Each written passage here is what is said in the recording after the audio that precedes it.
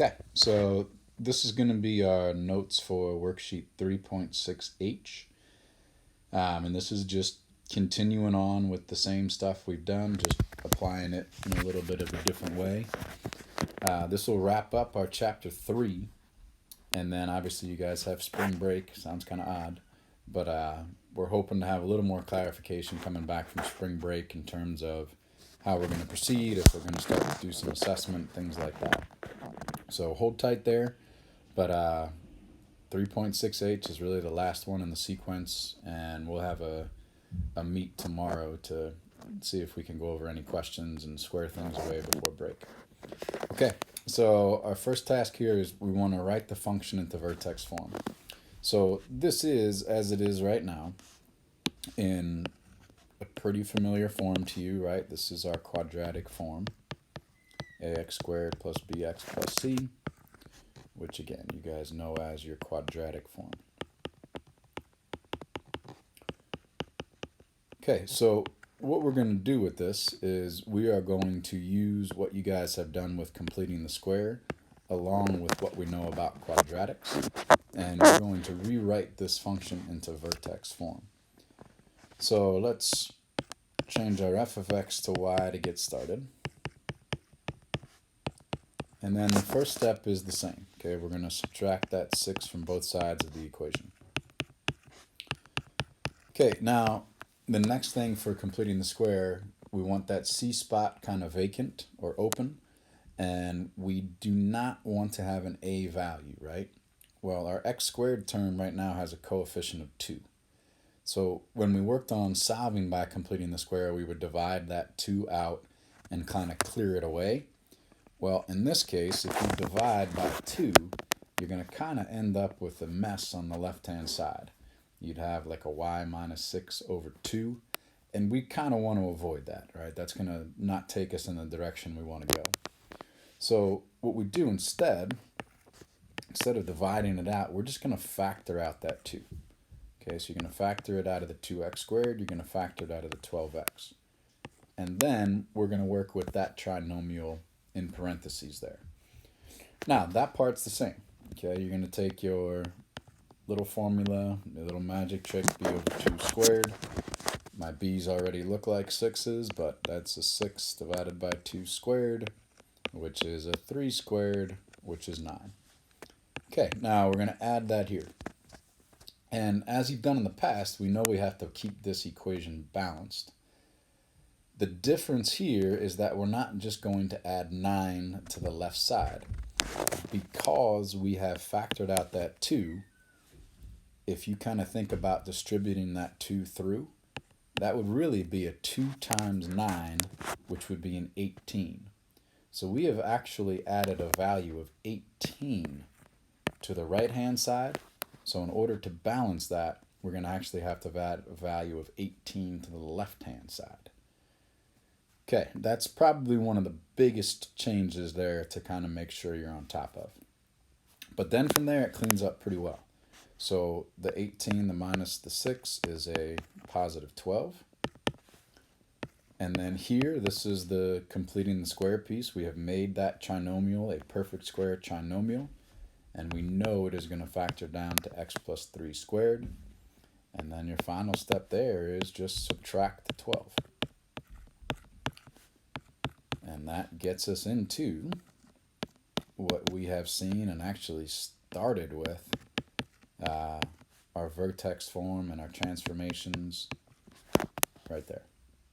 So that's what you guys know as your vertex form. Okay.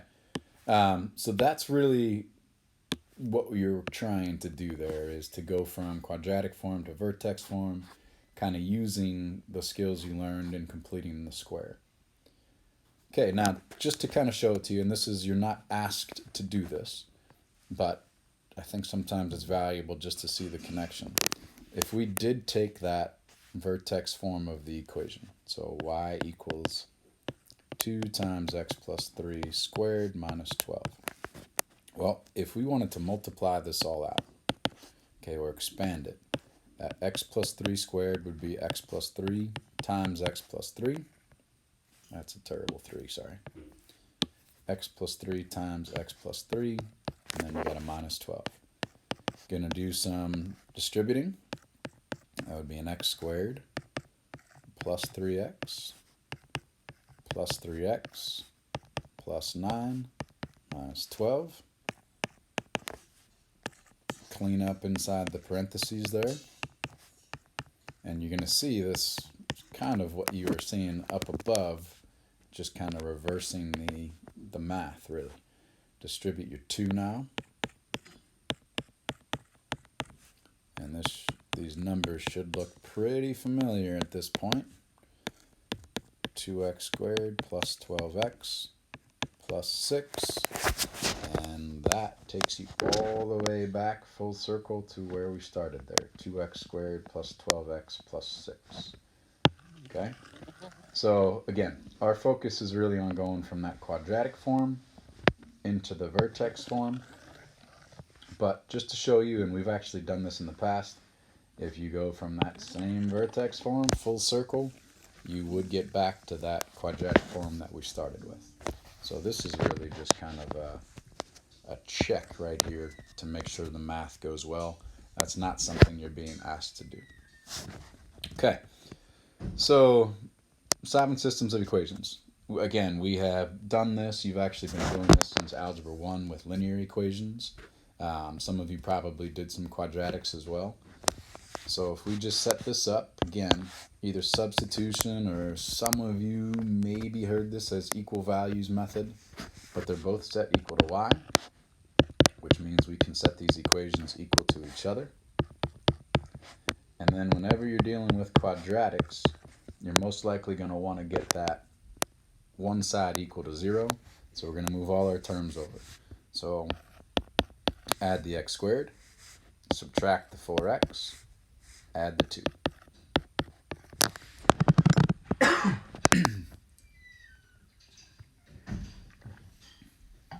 Okay, from there then, we are just left with solving a quadratic. You could do this completing the square, by factoring, even quadratic formula. Any of those methods really solves a quadratic. We've been working pretty heavily with complete the square, so let's stick to that. So we're going to first, now in this case with the 0, remember we're solving now, so we can just go ahead and divide out that 2. And then at the same time, we want to subtract that 3 over to the other side, right? Okay, and then we're looking to fill that spot, so we're doing our b over 2 squared, which gets us to a positive 4, so we're going to add 4 to both sides.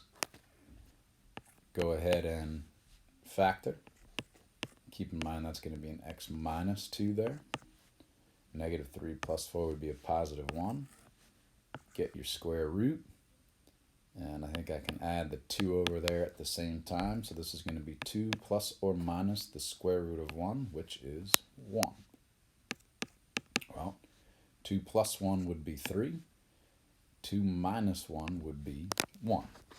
So there's the two values that you're looking at. Positive 3, positive 1.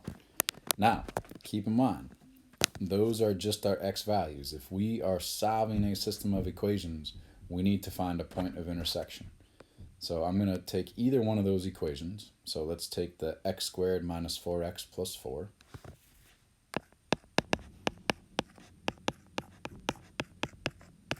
Make sure I have that right there. X squared minus 4x plus 4. We're going to substitute in our x values. So we put in a 3 first.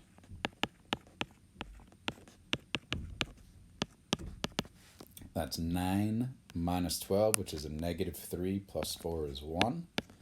So there you go. One solution, 3, 1. Just going to use the same equation here. And remember, you can use either equation to substitute your x values back in. I'm going to plug in that 1 now. So we already plugged in a 3. I'm going to plug in my 1. And 1 squared is 1. Minus 4 would be a negative 3. Plus 4 is also a positive 1. So There's your second point. Okay, so there's the algebra. Now, I went ahead and graphed this on the and I know you guys probably don't have access to graphing calculators. You can probably grab an app if you want to do a little bit of graphing, but again, I'll try to show it to you on the graph, but I understand that you guys probably don't have that capability. But just to kind of prove it out, right there would be our two equations, x squared minus 4x plus 4, negative x squared plus 4x minus 2, and there's your points of intersection. Okay, 1, 1, and 3, 1. Okay, so that's just kind of, and I went ahead and actually, if you remember, we used that feature where you can find those points of intersection using the calculator, lower bound, upper bound. We did some of that earlier. But there you go. Okay, so the last thing on here is going to be actually graphing inequalities. Okay, and we're going to be graphing quadratic inequalities. So remember kind of the 4 questions we ask and kind of the process we're going to go through to get these graphs. Now, I'm asking for the parent function first. Now, an inequality isn't technically a function, but remember that even when you did it with linear, it's based on that parabola function. So we're still kind of talking about the graph the same way, and then when we get to the shading is where we really distinguish the inequality. So our parent function here would be the x squared, right? So our parabola. And then next thing we're asking ourselves is there a negative f of x? Yes, there is. So that's going to be a reflection. Okay, and then we're talking about our vertex. So if you want to really make it fit the formula, that would be a plus 0 there for k, right? And remember, it's x minus h. So that means it is a positive 3, comma 0. Last question we're asking ourselves, is there an f of negative x? And in this case, no, there is not. So we're going to go with that. So vertex is at 3, 0, right there. We are graphing it as a reflection across the x, so it's going to open downward.